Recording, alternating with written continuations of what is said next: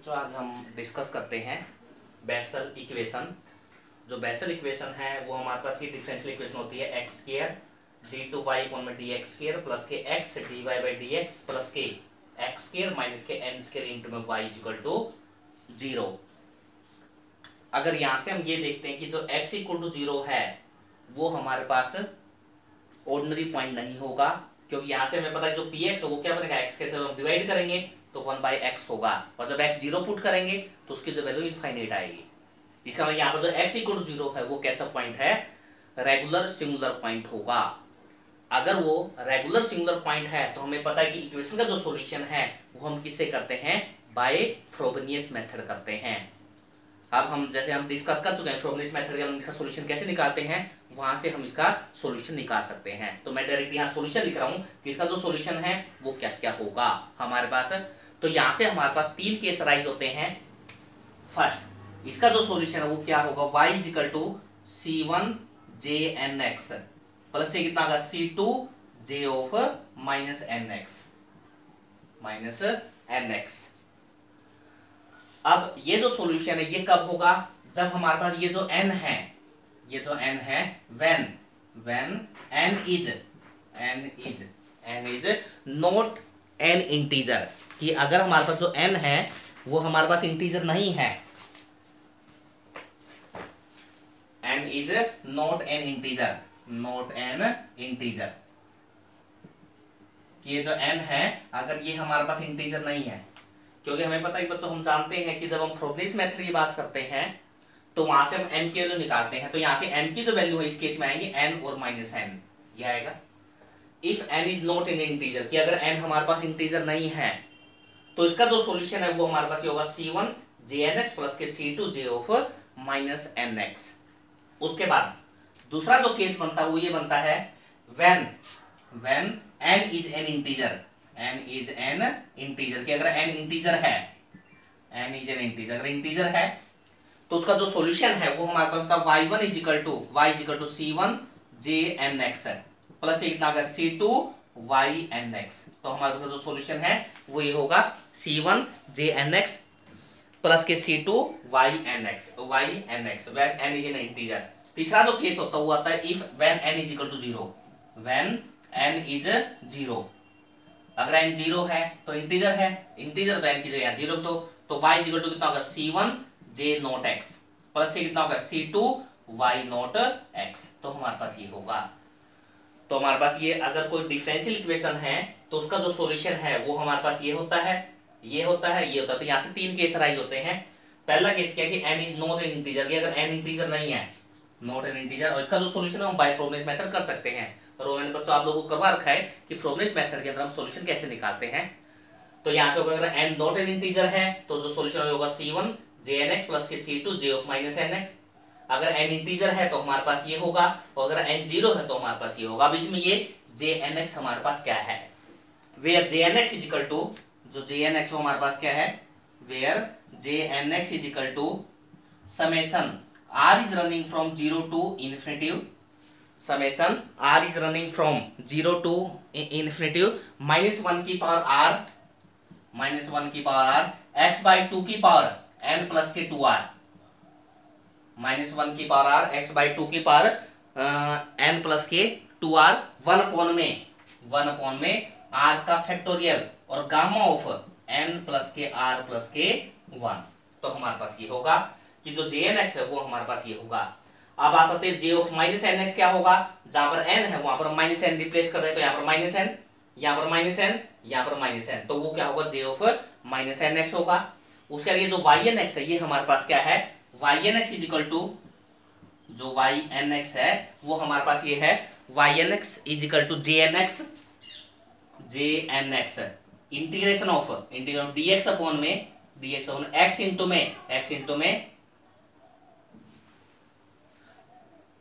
में jnx का whole square, jnx इसका होल स्क्वायर। अगर हम इस इंटीग्रेशन को सोल्व करेंगे तो हमारे पास क्या आ जाएगा, ynx आ जाएगा, और जो jnx हमारे पास ये है। अब इसमें ये जो गामा फंक्शन है ये हमारे पास क्या होता है, अब जो गामा फंक्शन है वो हमारे पास ये होता है बच्चों, वैसे तो आप लोगों ने पढ़ रखा है कि जो गामा फंक्शन है वो हमारा होता है gamma n is equal to 0 to infinity e की पावर माइनस एक्स एक्स की पावर एन माइनस के 1 dx, तो इसको हम बोलते हैं गामा फंक्शन। इस टाइप का जो इंटीग्रेशन है उसको हम गामा एन बोलते हैं। 0 टू इन्फिनिटी ई की पावर माइनस एक्स एक्स की पावर एन माइनस 1 dx। अगर यहाँ पर एन माइनस 1 है तो उसमें हम क्या करते हैं, एक इंक्रीज करके यहाँ लिख देते हैं, तो गामा फंक्शन। तो गामा के लिए तुम्हें एक तो ये याद रखना है, एक जो गामा फंक्शन उसकी प्रॉपर्टी होती है gamma, gamma n plus 1 is equal to होता है एन गामा ऑफ एन, एक हमारे पास ये होता है।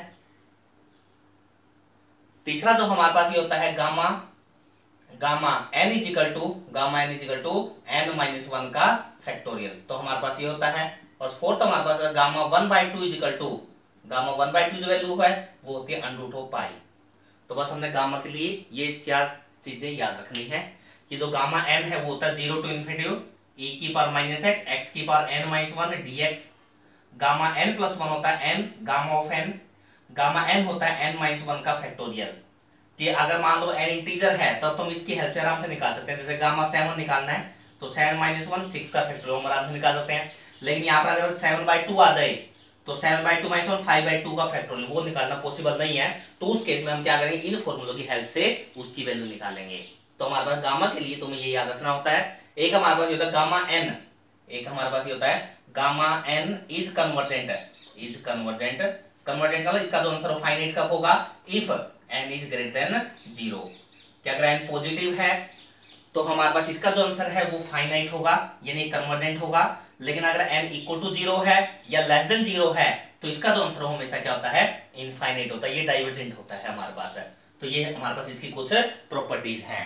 तो ये था हमारा बेसल फंक्शन के बारे में कि हमारे पास ये कोई बेसल फंक्शन है x स्क्वायर d2y पर dx प्लस के x dy by dx plus के h स्क्वायर माइनस n स्क्वायर इनटू y इक्वल टू 0। तो हमें पता है इस डिफरेंशियल इक्वेशन का जो सॉल्यूशन है वो हम बाय फ्रोबनिस मेथड निकालेंगे और वो हम डिस्कस कर चुके हैं। तो फ्रोबनिस मेथड के अंदर हमारा जो सॉल्यूशन है वो ये होता है कि अगर n नॉट इंटीजर है, ये वाला जो n है अगर ये नॉट इंटीजर है तो सॉल्यूशन ये होगा, अगर n इंटीजर है तो सॉल्यूशन ये होगा, अगर n 0 है तो सॉल्यूशन हमारे पास ये होगा। अब यहाँ पर जो jn है वो हमारे पास ये होता है summation r is running from 0 to infinity minus 1 की पावर r x by 2 की पावर n प्लस के 2r 1 अपॉन में r factorial gamma of n plus r plus 1। और j ऑफ माइनस nx क्या होता है, n की जगह हम माइनस n रिप्लेस कर दो, यहाँ पर माइनस n आ जाएगा, यहाँ पर माइनस n आ जाएगा, यहाँ पर माइनस n, बस इतना चेंज करना है। और जो yn(x) है वो ये होता है इसका सॉल्यूशन। तो हमारे पास ये क्या होता है, yn(x) होता है। तो ये हमारे पास क्या बेसल इक्वेशन है उसका हमारे पास क्या है, सॉल्यूशन है। तो हमारे पास इसी टाइप का सॉल्यूशन होता है। ठीक है, अब देखो बच्चों, यानी हम इसको यहां लिख लेते हैं x स्क्वायर d2y अपॉन में dx स्क्वायर प्लस के x dy अपॉन में dx plus x square minus के n स्क्वायर इनटू में y इज इक्वल टू 0। अब इसका जो सॉल्यूशन है वो हमारे पास ये है। हाँ जी बच्चों, अब हमने ये किया है कि हमारे पास ये बेसल इक्वेशन है तो उसका जो सॉल्यूशन है वो ये होता है if n is not an integer, n is an integer और n इज इक्वल टू 0। और जो हमारे पास jnx है वो ये होता है हमारे पास। अब नेक्स्ट हम थ्योरम करते हैं, बड़ी इंपॉर्टेंट थ्योरम है कि हमने ये शो करना है कि j of minus nx is equal to minus 1 की पावर n jnx। तो हमने ये चीज प्रूव, और n इज एन इंटीजर कि n हमारे पास क्या कोई भी इंटीजर है। तो यहां से हम केस लेते हैं प्रूफ इसका। पहला केस कि n इज, जो n है वो हमारे पास क्या है, if n is positive integer, positive integer. तो इसका जो सॉल्यूशन है वो इतना इंपॉर्टेंट नहीं है, बट ये जो थ्योरम है, ये जो थ्योरम्स आएंगे jnx पे, इट इज इंपॉर्टेंट। तो ये हमारे पास क्या इंपॉर्टेंट है। तो इसका जो प्रूफ है वो काफी लेंथी भी होता है, तो एग्जाम पॉइंट व्यू से वो इतना इंपॉर्टेंट नहीं है। अब नेक्स्ट हमारे पास ये है कि शो दैट, तो हमने ये शो करना है इट इज इंपॉर्टेंट, ये हमारे पास इंपॉर्टेंट है कि हमने ये चीज के अंदर शो करनी है। तो पहला केस क्या है, n इज पॉजिटिव इंटीजर। आप देखो जो शुरुआत है वो हम यहां से करते हैं j ऑफ माइनस nx, और हमें ये प्रूव करना है कि इसका जो आंसर हो क्या आना चाहिए, माइनस 1 की पावर n इंटू में jnx। यानी हम नीचे से एक दो स्टेप और लिख लेते हैं तो हमें ये आंसर चाहिए इसका माइनस 1 की पावर n jnx। jnx हमें पता ये होता है summation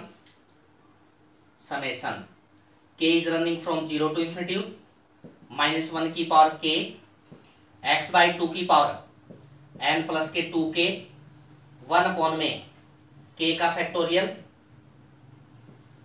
gamma of n plus के 1, तो हमारे पास ये होगा। तो समेशन के अंदर हमें पता है कि बच्चों हम r पुट करें या k पुट करें कोई फर्क नहीं पड़ता, क्योंकि समेशन खोल देंगे तो r की जगह 0 फिर r की जगह 1, यहाँ भी हमने क्या किया, k की जगह 0 1 2 पुट करेंगे तो सेम ही आंसर आएगा। तो अब हमारा जो टारगेट है वो ये प्रूव करना, summation k is running from -1 की पावर k x/2 की पावर n + 2k 1 अपॉन में k है गामा ऑफ n + k + 1। तो हम यहाँ तक लेके आएंगे। अब देखो शुरुआत हम यहाँ से करते हैं और यहाँ तक पहुंचते हैं। अब हमें पता है कि j ऑफ -nx जो है वो हमारे पास ये होता है summation r is running from 0 to infinity -1 की पावर r x/2 की पावर -n + के 2r 1 अपॉन में r का फैक्टोरियल गामा ऑफ -n + के r + के 1। क्योंकि हमें पता j ऑफ -nx क्या होता है, जहां पर n है उसको -n से रिप्लेस कर दो, यहाँ पर -n यहाँ पर -n, तो हमारे पास ये होगा। अब इसका हम जो सॉल्यूशन है वो आगे कैसे करते हैं, this is equal to summation 0 से लेके इन्फिनिटी तक है, तो summation r is running from 0 to n - 1 plus के summation r is running from n to infinity. ये 0 से लेके इन्फिनिटी तक का समय उसको हमने ब्रेक कर लिया, 0 to n - 1 and n to infinity. तो टोटल कहां से कहां हो जाएगा, 0 टू इन्फिनिटी हो जाएगा। अब इसका क्या बेनिफिट है वो देखो, जैसे हमारे पास ये -1 की पावर r 1 x/2 की पावर -n + के 2r 1 अपॉन में r का फैक्टोरियल गामा ऑफ -n + के r + के 1, और यहाँ पर जो वैल्यू -1 की पावर r x/2 की पावर n + के 2r -n + 2r 1 अपॉन में r का फैक्टोरियल गामा ऑफ -n + के r + के 1। हाँ बच्चों अब हम इसको देखते हैं। अब इस केस में जो r है वो 0 से लेके n - 1 के बीच में है, तो यहां से हम ये बोल सकते हैं कि जो r है वो किसके बीच में है, 0 टू n - 1 के बीच में है। ठीक है, हमें दिखाई दे रहा है कि जो r है वो 0 टू n - 1 है, तो r की जो वैल्यू वो 0 टू n - 1 है। अब हम ये देखना चाहते हैं कि इसकी जो वैल्यू है वो हमारे पास क्या होगी, इसकी जो वैल्यू है हमारे पास क्या होगी। तो यहाँ पर r है, तीनों साइड -n को क्या कर दो, ऐड कर दो, तो -n लेस देन -n + के r लेस देन -1। ठीक बात है बच्चों, -n यहाँ ऐड कर तो -n + n कैंसिल आउट हो जाएगा -1, फिर -n + के r + 1 है तो तीनों साइड 1 ऐड कर दो, -n + के 1 लेस देन -n + के r + 1 लेस देन और इक्वल टू 0। तो यार सॉरी, तो यहां से देखो बच्चों क्या कंक्लूजन निकलता है, यहां से क्या कंक्लूजन निकलता है, -n + के r + 1 कैसी टर्म है, लेस देन और इक्वल टू 0 है। यानी यहां से हमारे पास कंक्लूजन है कि ये जो टर्म है ये कैसी है, लेस देन और इक्वल टू 0 है, लेस देन इक्वल टू 0 है। और यहां पर बच्चों हमने एक रिजल्ट बताया था कि जो गामा n है वो कन्वर्टेड कब होता है, जब ये जो n है ये पॉजिटिव हो, यानी इसका मतलब ये हुआ कि ये जो चीज है इसका जो गामा है ये कन्वर्टेड कब होगा, जब ये पॉजिटिव हो, यानी इसका आंसर इनफाइनाइट आएगा। लेकिन अगर n लेस देन और इक्वल टू 0 है तो ये क्या होता है, डाइवर्जेंट होता है, तो इसका आंसर क्या आता है, इनफाइनाइट आता है। यानी इसका मतलब ये हुआ, अब हमने ये प्रूव कर दिया कि -n + के r + 1 कैसा है, लेस देन इक्वल टू 0 है, तो इसका जो गामा होगा वो किसको टेंड करेगा, इन्फिनिटी को टेंड करेगा।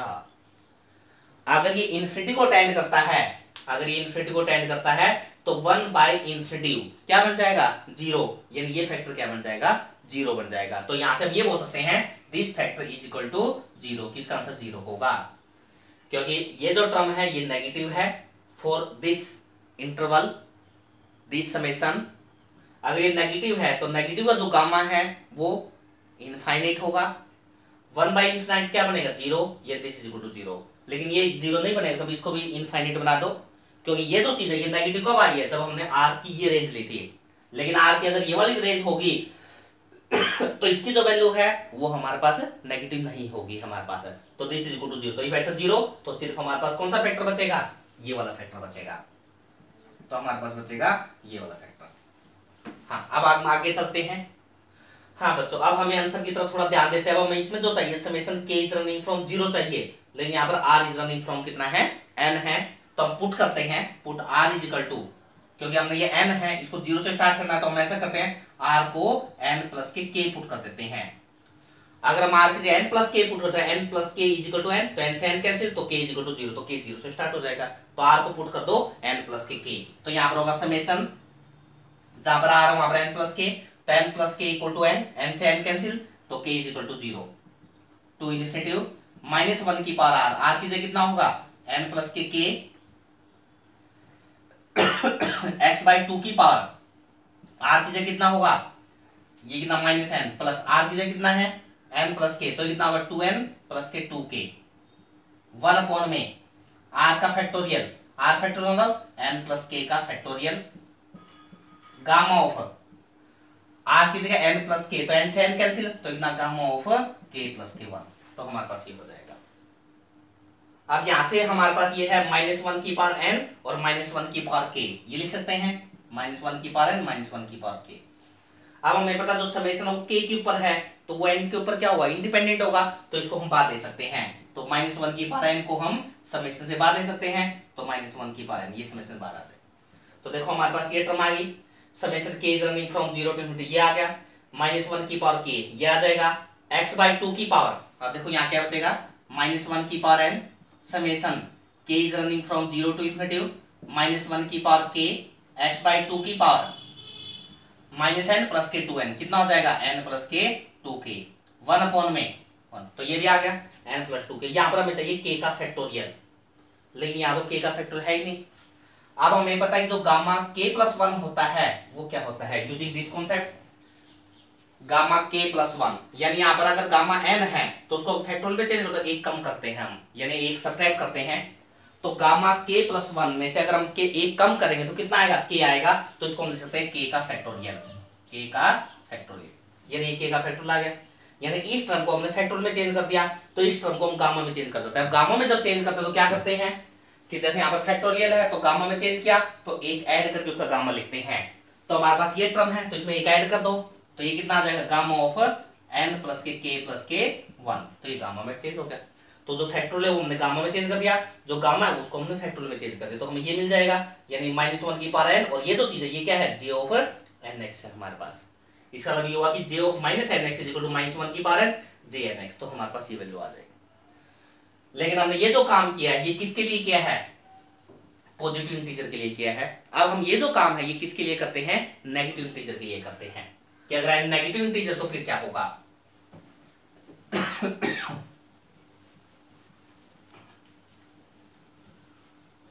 तो अब हम ये कर चुके हैं कि अगर n पॉजिटिव इंटीजर है तो j of -nx is equal to होता है -1 की पावर n इंटू में jnx। केस 2 हम करते हैं if n is negative integer, negative integer क्या हमारे पास नेगेटिव है, तो अब हमने ये प्रूव करना है कि ये वैल्यू इसके इक्वल होगी। अब देखो कैसे करते हैं, पुट जो n है उसको हम रख देते हैं -m। अगर n नेगेटिव इंटीजर है तो ये बताओ बच्चों m कैसा होगा, m कैसा होगा, सिर्फ m के बारे में बात कर रहे हैं, तो m पॉजिटिव इंटीजर होगा, क्योंकि अगर m नेगेटिव हो जाता तो नेगेटिव नेगेटिव पॉजिटिव, फिर तो m क्या बन जाएगा, पॉजिटिव इंटीजर बन जाएगा। यानी इसका मतलब ये हुआ कि जो m है इज पॉजिटिव इंटीजर, कि m क्या होगा, पॉजिटिव इंटीजर होगा। अब देखो अगर m पॉजिटिव इंटीजर है तो क्या m के लिए रिजल्ट होल्ड करेगा, क्योंकि पॉजिटिव के लिए तो हम प्रूव कर चुके हैं, तो इसका मतलब ये हुआ j over -mx is equal to कितना होगा, -1 की power m j over mx, तो हमारे पास ये होगा।